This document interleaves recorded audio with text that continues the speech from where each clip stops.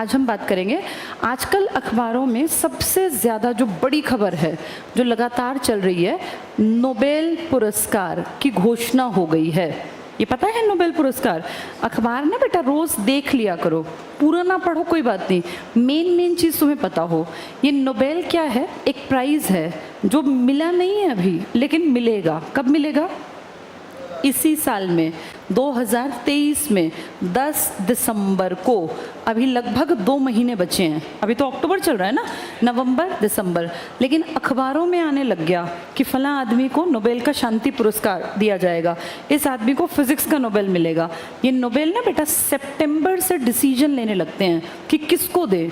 इसमें बहुत ज़्यादा पैसे मिलते हैं। इनफैक्ट वर्ल्ड के सबसे ज़्यादा रुपए जो मिलते हैं वो नोबेल में मिलते हैं। किसी को अगर नोबेल मिल गया ना तो वो करोड़पति बन जाएगा।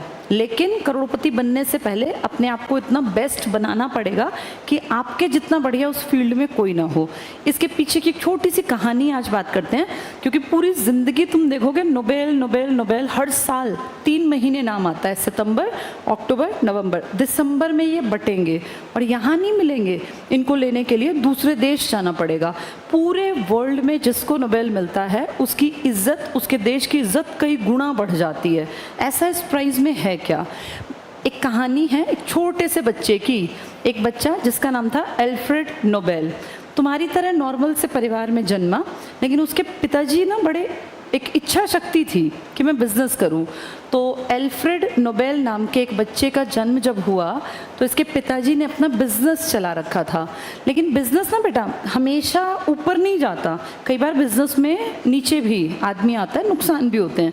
इसके पिताजी का बिज़नेस जब ये छोटा सा था, 2-3 साल का, नीचे आने लगा। जैसे डॉक्टर APJ अब्दुल कलाम थे ना हमारे, उनके फादर का, दादा का बिज़नेस था ट्रांसपोर्टेशन का। लेकिन जब वो थोड़े से बड़े हुए तो बिज़नेस नीचे आने लगा। देखो ये जो चीज़ें लाइफ कैसे कैसे बदलती है। जितने महान लोग हैं ना उन सब ने संघर्ष किया।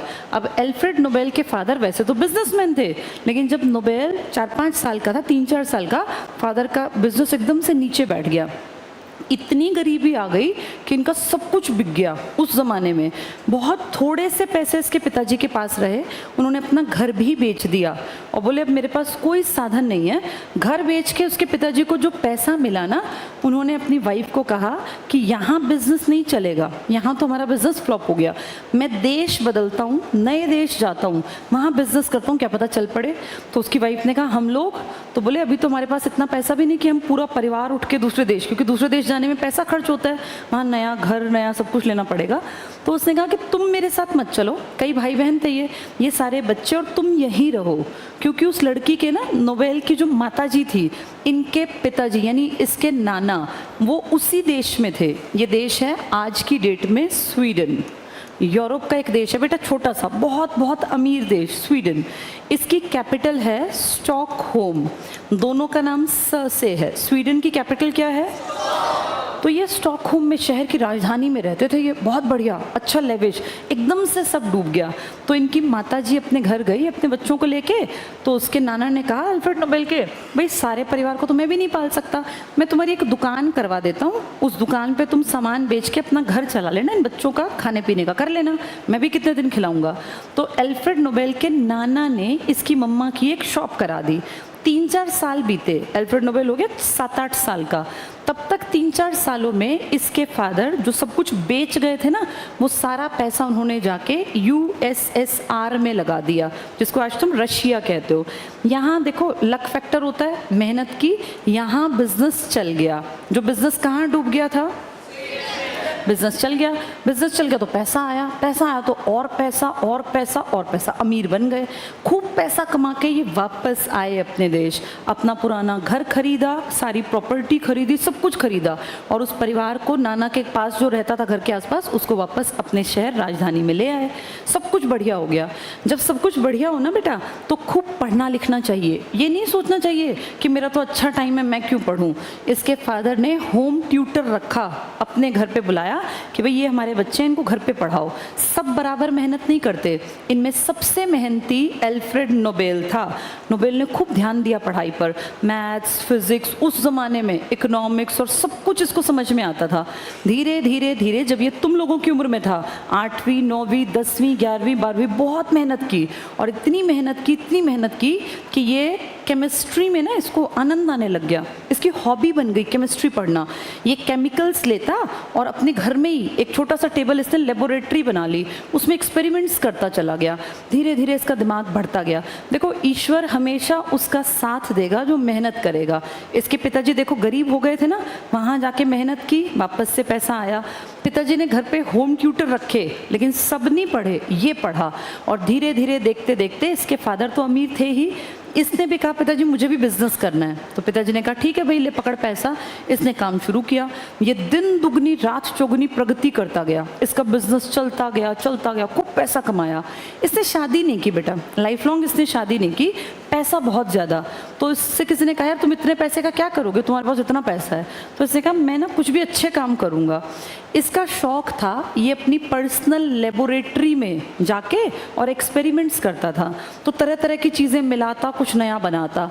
एक बार बाय चांस एक्सपेरिमेंट करते करते करते इसने एक एक्सप्लोसिव्स, जो एकदम किसी चीज़ को ख़त्म नहीं करते, जैसे बॉम्ब टाइप की चीज़ें में यूज़ होता है, उसे बोलते हैं बेटा डायनामाइट। इसने ये बना लिया, डायनामाइट। डायनामाइट जब इसने बनाया तो ये खुद भी नहीं जानता था कि मैंने कितना बड़ा कारनामा कर दिया, पर क्योंकि इससे पहले ये एक वेल नोन बिजनेसमैन है, दुनिया इसका नाम जानती है। जब अमीर बन जाते हैं ना बेटा, तब कोई भी काम करें वो अच्छा ही लगता है। जब गरीब होते हैं ना तो सब काम बुरे लगते हैं। इसने डायनामाइट बनाया और इसने फिर इसको जैसे प्रमोट किया, सरकारों के पास जाकर देखो हमने डायनामाइट बनाया। तो इसका क्या फ़ायदा, जैसे मान लीजिए किसी देश में ऐसे पहाड़ हैं, यहाँ कोई गांव बसा है, इसको हॉस्पिटल जाना है जो पहाड़ों के उस तरफ है। तो इस बेचारे गांव के लोगों को हॉस्पिटल जाने के लिए ये पहाड़ घूम घूम के, क्योंकि पहाड़ कट के रास्ता तो बना नहीं हुआ, इसके बैक से पूरा क्रॉस करते करते करते वहाँ एक दिन में जाके पहुँचता था। अगर तुम पहाड़ों में कभी गए हो तो तुमने देखा होगा व्हीकल की स्पीड हमारे जैसी नहीं होती। वहाँ देखा है 1 घंटे में 10 किलोमीटर चलते हैं, 12 किलोमीटर, 5 किलोमीटर। कारण उसमें ना बेटा, पहाड़ जब होता है तो उसमें अपना स्पीड अगर आप तुम चलाओगे तो तुम कहीं भी स्पीड कंट्रोल से निकल जाएगी, बहुत ध्यान से ड्राइव करना पड़ता है, इतना लंबा रास्ता। तो इसने कहा अगर तुम मेरे डायनामाइट का इस्तेमाल करोगे, पहाड़ों को तुम तोड़ के बीच में से और ऐसे कनेक्टिविटी निकाल दो, वहाँ से रोड ले आओ, तो फिर आना जाना आसान, ऐसे ही स्कूल जाना आसान, डॉक्टर तक जाना आसान। तो ये बात कुछ लोगों को लगा कि नहीं ठीक नहीं है, कुछ लोगों ने कहा नहीं ठीक है। उन्होंने अपने एरियाज़ के माउंटेन्स हटा के और शहर गांव आपस में कनेक्ट कर दिए। इससे लोग हॉस्पिटल जाने लग गए, पढ़ने लग गए, मतलब बहुत डेवलपमेंट हुआ। तो देश बड़े खुश हुए, उन्होंने कहा यार इसने तो गजब चीज़ बनाई है। बहुत सारे देशों ने इसको पैसा पहुँचाना स्टार्ट कर दिया कि ले भाई मैं खुश हूँ, तूने मेरे देश का बड़ा डेवलपमेंट किया, ले पकड़ 1 करोड़। फिर कोई आया, ले भाई तूने तो बहुत अच्छा काम किया, ले 50 लाख रुपए। फिर कोई आया, ले 5 करोड़ रुपए। जो खिलाड़ी आए हैं ना बेटा हमारे लौट के 100+, इन खिलाड़ियों को करोड़ों करोड़ों रुपए मिल जाएंगे। पता है कैसे? हर स्टेट अपने खिलाड़ी, क्योंकि हर खिलाड़ी किसी न किसी स्टेट का होगा, हर स्टेट अपने खिलाड़ी को पैसे देता है, 1-2 रुपया नहीं देता। एशियन खेलने वालों को हरियाणा सरकार मोटा अमाउंट देती है। अगर हरियाणा की बात करूं, OAC ओलंपिक में जो गोल्ड लाता है ना बेटा, उसको 6 करोड़ रुपए मिलते हैं। 1 गोल्ड लाने पर 6 करोड़ रुपए। अगर कोई एशियन में गोल्ड लाता है तो उसको 3 करोड़ रुपए मिलते हैं, और अगर कोई यहाँ गोल्ड लाता है तो उसको 1.5 करोड़ रुपए मिलते हैं। अब हमारे हरियाणा में कई लड़के ऐसे हैं जो पिछला एशियन भी गोल्ड उठा लाए थे, उससे पिछला भी उठा लाए, और इस बार भी वो कोई प्राइज़ ले आए। तो ये सारा पैसा हो गई ना मोटी रकम। और सिर्फ ये नहीं, इनको फिर रेलवेज अलग से दे देगा, भारत सरकार अलग से दे देगी, पेट्रोलियम वाले अलग से दे देंगे। तो बेटा ये करोड़ों करोड़ों करोड़ों रुपए कमा लेते हैं। लेकिन अच्छी बात है, मेहनत भी तो कितनी करते हैं ना ये लोग। ऐसे ही डायनामाइट बनाने वाले को सबने करोड़ों करोड़ों रुपए दिए। वो तो पहले से ही अमीर है, उसका परिवार नहीं है तो खर्चे भी नहीं है। बेटा जिनका ये बातचीत में ध्यान है ना, बैग अड़ा के आगे, ऐसा नहीं कि मुझे नहीं दिख रहे तुम, इन बैग्स को हटा लो यहाँ से। सेकंड लास्ट बेंच पे नीला जो बैग है इसको पीछे कर दे, उसके नीचे बतियाया जा रहा है। अब मैं पूछूंगी इसमें से क्वेश्चन, तो इसको बहुत पैसा मिला बेटा। किस आदमी को मिला पैसा? नोबेल को। तो नोबेल ने सोचा इतने पैसे का मैं क्या करूं, ढेर पैसा इकट्ठा हो गया, ना वाइफ ना बच्चे, खर्चा तो परिवार होता है ना, अब इसका बहुत पैसा, बहुत खुश है ये। तो धीरे धीरे बुढ़ा होने लगा। इसका बड़ा भाई था, वो भी इसके साथ बुढ़ा, क्योंकि परिवार को इकट्ठे रखता था ये, सबको कहता था मेरे खर्चे पे रहो, मेरे पास बहुत पैसा है। तो एक दिन इसका भाई ना बेटा ज़्यादा बीमार हो गया और वो मर गया। पता नहीं कैसे, बड़े बंगले में ये रहते थे, नौकर चाकरों ने बाहर कह दिया कि अल्फ्रेड नोबेल मर गया, अल्फ्रेड नोबेल मर गया। मतलब मरा था बड़ा भाई, लेकिन लोगों को लगा शायद अल्फ्रेड मर गया। तो अगले दिन अखबार में जब ये सो के उठा सुबह, इसने पढ़ा, आंख खोलते देखा अखबार, उसमें हेडलाइन आई थी और लिखा था मौत के सौदागर की मौत। ये क्या लिखा था, इसका मतलब है, और नीचे अल्फ्रेड नोबेल की पूरी फोटो और ये सब था। ये ना नेगेटिव बात लिखी है, मौत का सौदागर मतलब जो लोगों को मरवाता है, ऐसा आदमी मर गया। ये नेगेटिव हेडिंग थी। जब इसने पढ़ा तो उसको लगा यार ये क्या लिखा है मेरे बारे में, इतना बुरा सोचते हैं लोग मुझे, और आज तो मैं जिंदा हूँ, मैंने पढ़ लिया, जिस दिन मैं मर जाऊंगा तो भी तो ऐसा ही लिखेंगे। इसने अपने दोस्तों को बुलाया, बड़ा दुखी हुआ, इसने दोस्तों को बुलाया और कहा यार मैं चाहता हूँ जिस दिन मैं मरूं लोग ना रोएं, दुखी हों मेरे नाम से, मुझे याद करें, और सब लोगों को पता चले धरती पर कि मैं कोई आदमी था जिसने भलाई के लिए काम किया। और मेरे इस पैसे का मुझे क्या फ़ायदा, जब मुझे मरने के बाद लोग मेरे ऊपर थूकेंगे तो मुझे क्या फ़ायदा इस पैसे का। तो सारे दोस्तों ने बैठ के प्लान किया कि यार देख, अब बुढ़ा तो तू हो गया, हम भी हो गए, मरना सबको है, तो जिस दिन तू मरेगा ना, तेरे मरने से पहले एक बड़ी घोषणा कर दे और कुछ ऐसा कर जा जो आने वाले बच्चे, अगली पीढ़ी दर पीढ़ी तेरे बारे में सुने और जाने। तो इन्होंने कहा क्या करें ऐसा, तो बोले जो लोगों के लिए काम करे ना उनको प्राइज़ देंगे। लोगों के लिए कैसे काम करे, तो बोले 3 साइंस से जुड़े लोग, जो बायोलॉजी के लिए काम करे, मेडिसिन बनाए कोई दवाई, मान लो कैंसर है, कैंसर में बहुत ज़्यादा दर्द होता है बेटा, अनबियरेबल पेन, कोई ऐसी दवा हो जिससे कैंसर की बीमारी में आराम पड़े। मान लीजिए किसी को ऐसा रोग हो गया कि उसका नर्वस सिस्टम गड़बड़ में आ गया, कोई ऐसी दवा जो पैरालाइज्ड बॉडी को ठीक कर दे, कुछ भी इस तरह की चीज़ें, जो ऐसे एक्सपेरिमेंट्स करे और अच्छी चीज़ें करे लोगों के लिए, ताकि लोगों की लाइफ ईजी बने, उनको प्राइज़ दे देंगे। बहुत अच्छा कॉन्सेप्ट है। डॉक्टर चाहेंगे यार नोबेल मिले, मैं अच्छा काम करूँ। फिर दूसरा इसने कहा जो केमिस्ट्री पर काम करे, केमिकल्स के ऊपर काम करे, जैसे फर्टिलाइजर या इस तरह की चीज़ों पे, उसको देंगे प्राइज़, और इतने रुपए देंगे कि छप्पर फाड़ के उसका घर भी भरे और सब सोचें यार ये लकी है, मुझे भी मिलना चाहिए, मैं भी ऐसा काम करूं। तीसरा इसने कहा फिजिक्स में जो काम करेगा, फिजिक्स में जो भी काम करे, लाइट से जुड़ा, साउंड से जुड़ा, एक्सपेरिमेंट्स करे, कोई बड़ी अचीवमेंट, उसको प्राइज़ देंगे। एक प्राइज़ हम देंगे जो पीस के लिए काम करे, शांति के लिए। कैसी शांति, जैसे तुम सब ने देखा रशिया ने पिछले साल किस पे अटैक किया, अभी कल परसों तुमने देखा था फिलिस्तीन और इजराइल वाले जो घटना थी ना। हाँ, तो ये चीज़ें बेटा ठीक है या गलत है? गलत है ना। जैसे लड़ने वाले हैं बड़े लोग, मरने वाले हैं आम लोग। आम लोग लड़ते नहीं, लड़ते हैं हमेशा देश और मरती है हमेशा जनता। तो जो पीस के लिए काम करेगा, जैसे रशिया ने यूक्रेन पे अटैक किया तो कैसे बॉम्बार्डिंग और कैसे उसको ख़त्म करने के लिए कितनी दुनिया मरी। जैसे तुर्की में इसी साल की शुरुआत में भूकंप आया, कितने लोग नीचे ज़मीन के अंदर दब गए, कितने लोगों ने उनको निकाला, उन तक पानी पहुँचाया, रोटी पहुँचाई। तो जो लोग ऐसे काम करें उन्हें कौन सा प्राइज़ दिया जाए? पीस का, नोबेल। तो जो लोग करेंगे वो नोटिस में आएंगे। फिर एक कहा किताबों के लिए भी काम करे, लिटरेचर पर, क्योंकि असली इंसान वो है जो पढ़ लिख के आगे बढ़े। पहले एक ज़माना था अनपढ़ भी अच्छे माने जाते थे, लेकिन बेटा आज दुनिया बदल गई, दुनिया बहुत तेज़ गति से आगे बढ़ रही है।